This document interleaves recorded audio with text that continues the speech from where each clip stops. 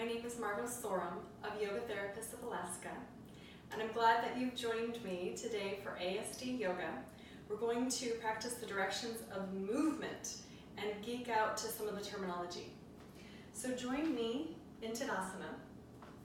Stand in Tadasana, screwing your feet in a little bit, and maybe even feeling the heels squeeze together, or maybe that you're abducting apart to really feel anchored. That'll help stabilize the spine, which is really important when we do this mobilization work of the joints. Start today, we'll practice these directions of movement of the shoulder girdle. So we're going to elevate that left shoulder and bring it down. Elevate and then depress. Elevation, depression.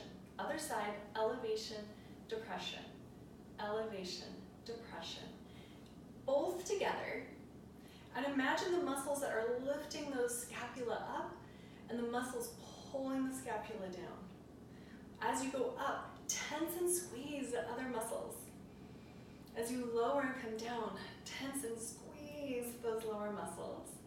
This time come up, squeeze, tip your head back, pinch the muscles of your neck, and breathe. Tense. And slowly release that, and feel how you're standing, and how the head and neck feel. Good. So that was elevation and depression. Now we're going to abduct the arms, AB, abduct, and adduct the arms, AD, ADD. Bring the arms out for abduction, and stay. Good. You're going to continue to supinate the hands so they turn up, and then we're going to alternate this internal rotation. Turn one hand away, this one's up, and switch, and switch, and switch. So now we're visiting this internal and external rotation, and I think if you stay super stable in the rib cage, you'll feel this a lot in your deltoids.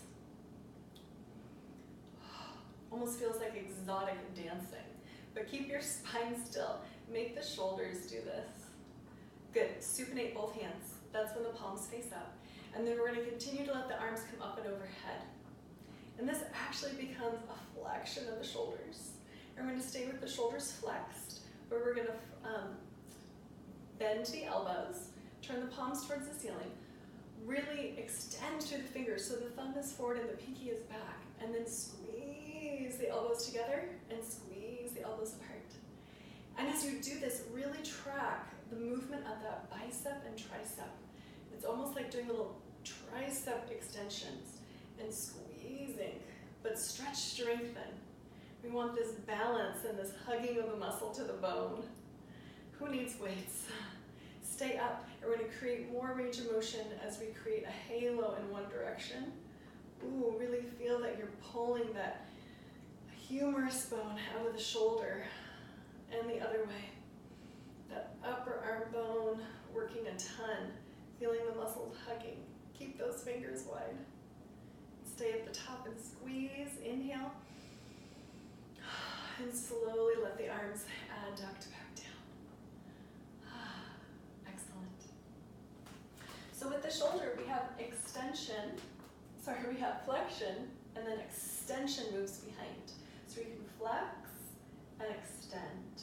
And we're going to make a little adduction and abduction and swing the arms front to back. So as we go forward, it's a flexion. As we go back, it's an extension. We're keeping the spine as stable as we can. When we come forward, the shoulder blades pull apart, a protraction. And as we go behind, the shoulder blades squeeze together. It's a retraction. And then slowly let the arms come to hanging. And just take a moment to feel what we've warmed up.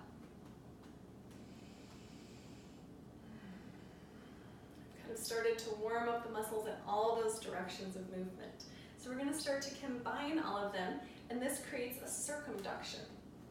So bring the forearms together, and you're going to wash your hair. It's a chronic bath. The tops of the hands kiss, flip the wrists, and open wide, wide, wide, wide, wide. We adduct. We bring this overhead, we flip, and then there's this abduction that gets to happen as we circle around and through. Pranic bathing. It's a really good brain exercise too. It's also a circumduction for not only the shoulders, but the elbows and the wrists too, because they get this opportunity to circle. This is the tricky part. Stop at the top and reverse. Pull those elbows down in front, tops of hands kiss, and pull those elbows together. Whew. We're combining all of that elevation and depression, internal and external rotation, abduction, adduction, and protraction and retraction. Feel the effects. Good. Stay stable in your spine. Bring your fingertips to your shoulders and begin these epaulet arm circles. The elbows touch in front and squeeze. Again, it's combining all of these nourishing movements. It's like you're oiling your joints. This sort of practice was recommended by Swami Rama, the spiritual head of the Himalayan Institute. And he wanted all his students to really prepare their joints and glands before they started a regular asana practice.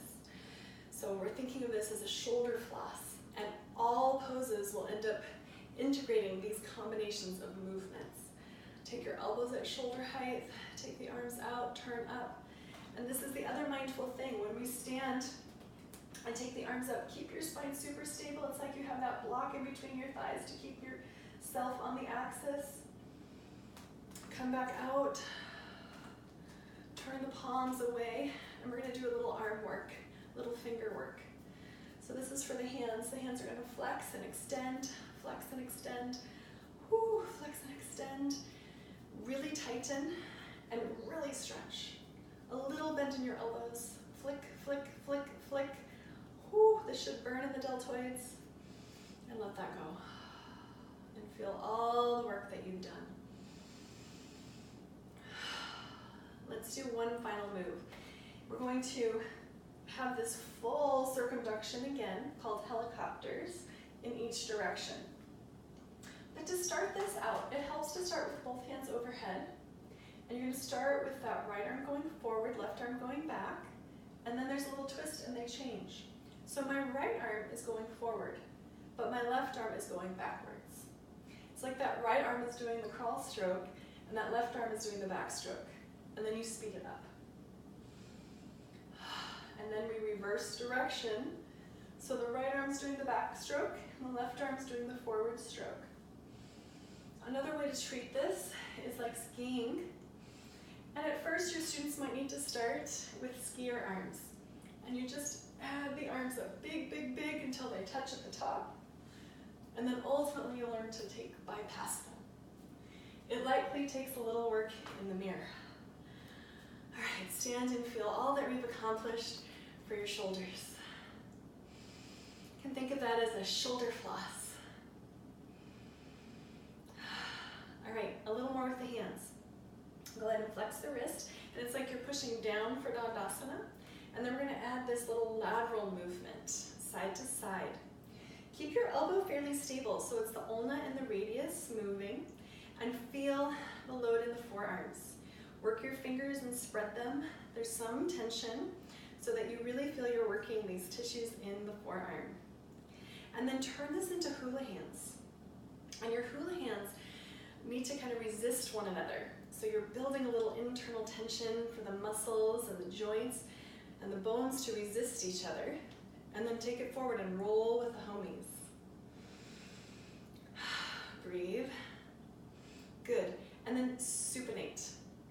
Supinate is palms up. Pronate is palms down. So we supinate. And arms are a little bit firm. Bring just the pinky in for flexion and extend through the other fingers. And stretch, strengthen the fingers. That fourth finger, ring finger, comes in, it touches the palm, but do your best to extend the other fingers. We could pretend and at some point hold this for 2 minutes each finger to stretch, strengthen, because the hands get very overused. Remember, we're pushing all these buttons. Bring the middle finger in, tense up those fingers, and stretch the others. Feel this radiate up the forearms, through the wrists. Good. pointer fingers in and stretch the thumbs. And curl the thumbs in. Make it tight. And then keep things tight, but open just the thumbs. Open just the pointers, just the middles, and the fourths, and the pinkies. Good job. Go ahead and roll the wrist out for a moment. Maybe even have them kiss, and then do these little wrist circles where you're taking the wrist through circumduction, and take it the other way. Let's feel the work we've done through the shoulders, through the arms, to the hands. Good, we're ready to move on. We'll take an arm up, reach tall, tall, tall, tall, tall, reach for the rafters, and then tip on over. Let the head turn to look down, and then make sure you really establish yourself in that kind of arm reaching side. And maybe that hip traveled forward, so we have to twist it back a little bit so we're level in the iliac crests. Straighten through your elbow. If your balance is good, close your eyes. And then slowly, slowly lower the upward arm and feel each vertebra stack laterally back into its column. Take your other arm up and reach, reach, reach, reach, reach for your partner in the sky. And then tip over and lean, slide the hand down the thigh. Turn the face to look down. Keep leaning and squaring yourself as if you were in between panes of glass. And if the balance is good, work with your eyes closed. Balance out the weight into your 2 feet. And then slowly, slowly let that arm return back down and feel the effects through the shoulders, through the sides of the waist. Put your hands on your hips. Give yourself a bigger stance if that would feel good. And we're going to do some hip circles. I used to call this hula hoops because it totally looks like that, but it's not the actual technique. But make a hula hoop with your hips making circles. And if it's a little rickety, if it's earlier in the morning, go slow, maybe small. If it's later in the day, you might be able to make them generous and big. We're taking that spine through its ranges of motion, doing some spinal floss, side body floss. Go the other direction too. Make this feel good.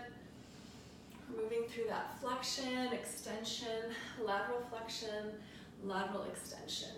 Oh. Good. And then come to stand. Move the feet closer so that you're stacking in the bones. Feet can be underneath the lungs.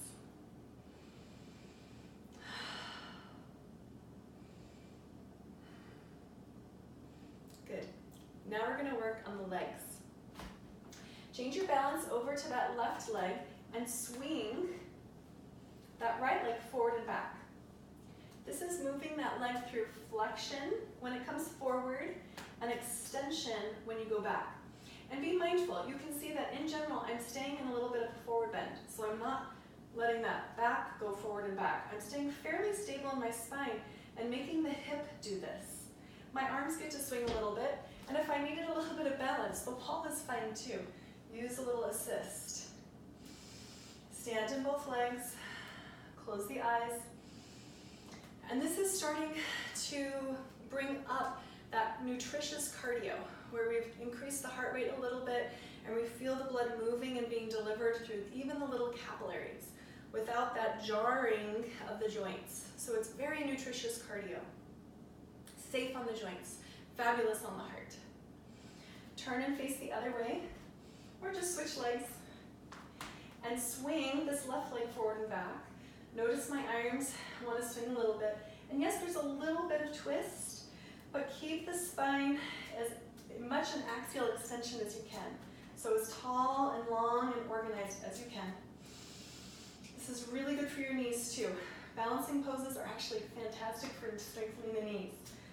Needs a little bit of a micro bend in the knee, maybe if you hyperextend, so that there's a real column from the hip through the knee to the ankle. And then stand into asana. So that was that flexion and extension of the hip. Enjoying the cardio. Good. Stand on that right leg and go ahead and abduct and adduct that left leg. I usually will mirror you on this video. It's just kind of a yoga teacher habit. It is a good thing if you're facing your students to maybe mirror them. It's a skill you might gain over time. If you're in a circle or have other people in the road with you, it's fine to just do the same side. And rest. Ooh, start to feel the information of how the muscles wrap around your bones for better posture. And you can feel that we're warming up all these large muscle groups, warming up these joints. And then the other side. So maybe you're balancing on that left leg and swinging that right leg. And again, there's a little bit of rotation on that transverse plane that's happening. Also remember that when we move in this way, when we move through abduction and adduction, we're working the coronal plane. We're going across the midline. Plus a little bit of the transverse with this twist. It's fantastic. I like to do these sometimes hiking. Take a little cardio break. Breathing into that. Plugging into your feet, plugging into your shoulder joints. Using the breath to find your good tall posture. Okay, balance on that right leg. Bring your left leg up to tabletop. This femur bone is level. And then we're stirring the pot with your shin. And this is right now an external rotation because I'm circling that foot out and around. And then we're going to go internal with the circles. This is going to challenge the 4 muscles of your quadriceps. Reverse one more time. Ooh, it's going to burn. Remember, as you get better at these, they will get harder. You will feel it more. Woo! And step down. Good. I'll show this one from the side. Bring that other leg up, and you're going to start your circles. So again, the key here is that standing is a forward bend. So make sure you're bending forward a little bit, not leaning backwards. Your students will have a hard time with their balance if they do that. Because the weight bearing is on the discs and on your abdominals. Go back.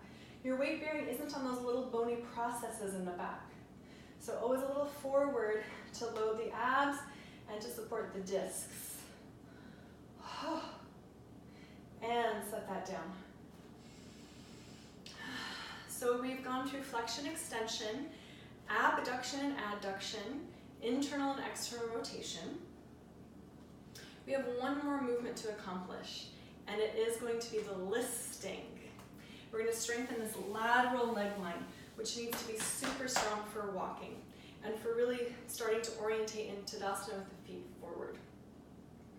So we're going to go ahead and list over to that right leg by pushing into that right leg so much it lifts that left leg off the floor. And you'll notice my whole body gets a little longer on this side. So yes, my shoulder blade elevates just a little bit. My shoulder elevates just that little bit. And this is also, you're going to kind of feel this in the quadratus lumborum.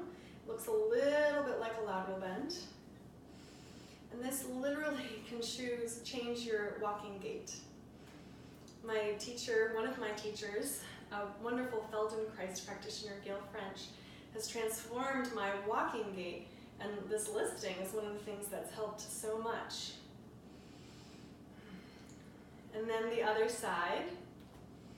Actually, stand for a moment first. I always like the pause because you'll just feel the strength and the line. It's like a marker was drawn in your body, and you're just identifying that. You're mapping your body. And then we're going to list the other way. Again, it's a little bit like a lateral bend, but rather than letting this hip poke all the way out, we're doing our best to joint stack and hug everything in. So I'm not just leaning and abducting. That's not what we're doing. We're staying in axial extension. You can actually feel this in your low back if you put your hands here. As you go up to this side, your low back muscles stay really even, and it's a lovely movement, whereas if you were crunching, you'd feel the quadratus lumborum kind of contracting and loading, so it's an up. I do these a lot standing for traffic, waiting for traffic to walk across the street, or just waiting to pick up my daughter. Just do a little listing while you're waiting. It's such a good workout. And it will start to help you with your walking and how to shift weight but stay tall on the bones. It's fun. All right, close your eyes. Establish yourself again by screwing into your feet. There's a little adduction going on, maybe a little abduction. It's like as if you're hugging that block. And just notice we've done the shoulders, the hands, the side body, the hips. Good. We're going to do the knees for a moment. So I like to start with the feet side by side and touching. Toes can grip the floor just a little bit, not tense, but just engaged. And then we're going to stay in that forward fold as we just flex the knee and let it go up as if it was going to kick your butt.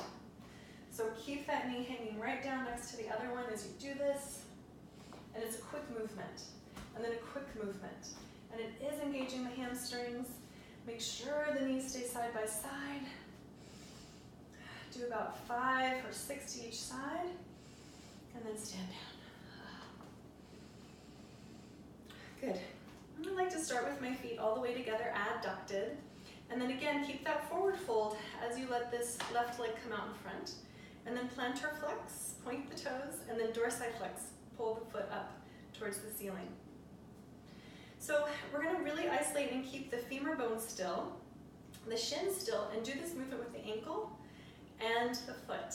Dorsiflex, and then invert and evert. And this is where we want to keep that femur bone out of it. And we're not doing it with the torso, we're doing it with the ankle and the foot. That way it isolates and really trains all the muscles.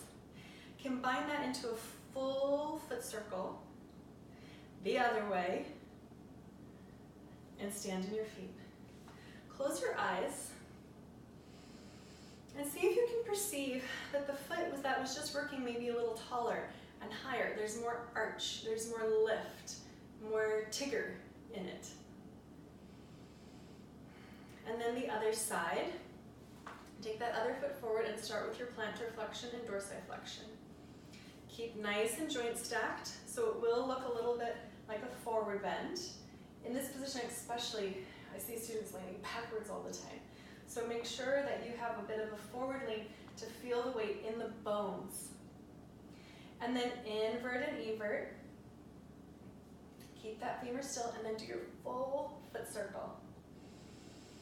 And go the other direction too. And then stand in Tadasana with your feet beneath your lungs.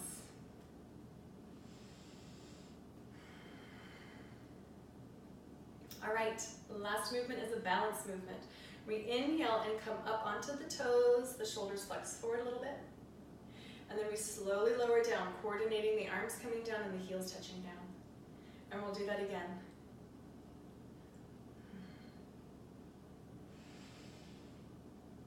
Perfect. This time, come on up, balance on the balls of feet, toes, gaze at your fingertips. It's your drishti point, your point of concentration. Notice they're very in focus. The rest of the room is out of focus. Soft knees. And then you're going to slowly twist. Ha. Keep your pelvis stable. Just twist the spine. Come back through center. Keep your spine your pelvis stable and twist the spine. Come back to center. Ooh, challenge. Take the arms up, take your gaze up. Yes, it'll be wobbly in the ankles and toes, that's fine. And then do a full clockwise circle and look at the fingers the whole time as you do it. And it's okay if you end up taking a step forward or back. And then challenge and go the other way one time. My calves are burning. All the little muscles are firing. Inhale up at the top. And as you exhale, lower the arms down. And just feel we've worked from toe to head, from head to toe. Good. Now that we've warmed the body up, let's do 2 more shoulder movements that combine all those directions of movement, and we stabilize in the lower body. So you're going to take this first arm up, and this is the flexion. You're going to then flex the elbow, and then you're going to really externally rotate the shoulder. Sounds a little counterintuitive, but this is an external rotation. Back it up any amount and hug the elbow to the head. This arm goes into extension behind you, then the elbow flexes, it bends, and then maybe your fingertips can meet and you hug. Now remember, to make these fingers reach, please don't arch your back or do funky things. So we keep the spine nice and organized. So maybe your students need to hold a belt. That's perfectly fine. So this top arm is doing a flexion and an external rotation, and this other arm is doing an extension and an internal rotation. And your scapula are also doing different things, protracting on one side and retracting on the other. And then let's switch. Take this arm up, tuck under. So this is a fixed frame movement. We're binding, if possible. We're using a strap to help us bind. And so we need to be warmed up to make this safe. Otherwise, this can be really hard on the joints. Keep that spine organized. And it's really okay if you need to hold a strap. The strap would just go one on the top hand and one below, and then you kind of use that strap to pull and press against. Just like you can use your hands if they're bound as a little bit of a push-pull and get some good TheraBand work. All right, unwinding that and rest. Abduct the arms, and then adduct them. One arm goes over the other. Notice which one it is so you keep track. And then you wind it up. It's okay if just the tops of the hands meet, but it might work for the hands to cross. And then in this position, we're leading with the elbows up. Keep your spine down and in. Keep that rib cage down and in. Again, please don't back bend and move the spine to do this. Make the shoulders do this. It will burn if you just isolate the shoulders. Think a little bit of forward and out. You might not be able to move much at all, but this is a good shoulder floss. And then make little circles again. Add all those delicious, nutritious movements into play and go the other way as well. Good.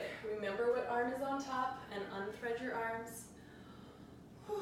Abduct again, and let's adduct that other arm on top. Go ahead and flex at the elbows and wind up. Maybe hands touch, maybe tops of hands touch. That's fine. Think up, think down. Up and down a few times. Go forward and in a few times. Challenge all the muscles, all the bones, and circle. And we challenge the muscles and bones when we learn to stay stable. So this is a really safe and lovely way to warm up your students standing up. So in first quarter yoga, you were doing the supine spinal floss. And I really recommend doing that each class. It gets quicker and quicker. It might only end up taking 10 minutes, but it means everything's warmed up and stays safe when we do these more challenging poses. Second quarter, this might be your warm-up, where we start to train more of this anatomy and find the words for our directions of movement. This is that big Da Vinci's Divine Man space we want to challenge our body to be in. So it makes it tons of fun. All of these movements we did today end up being incorporated into all these weird things that we have to do in order to bind and go into these advanced yoga poses. So keep practicing this floss and it will come online. Thanks for your practice. Namaste.